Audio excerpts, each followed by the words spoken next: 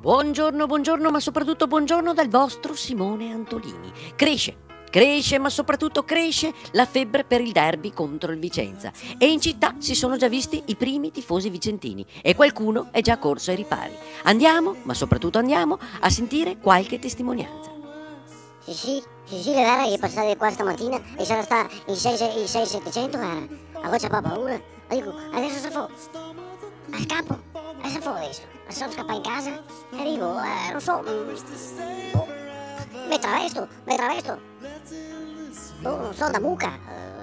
Non so, dico, ho fatto finta di essere un sacco di patate. Pensati, ho fatto finta di essere un sacco di patate. Ecco, tutto che ti dica, ho paura e ti vai e ti metti in tea. Bene, ma soprattutto bene, come avete potuto sentire, in città regna il panico.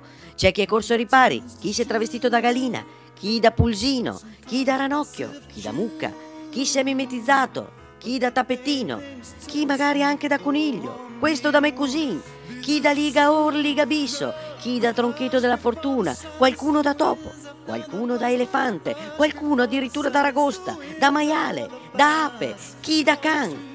E c'è chi invece non ce l'ha fatta e ha dovuto supplicare. E c'è anche chi ha dovuto cambiare pianeta.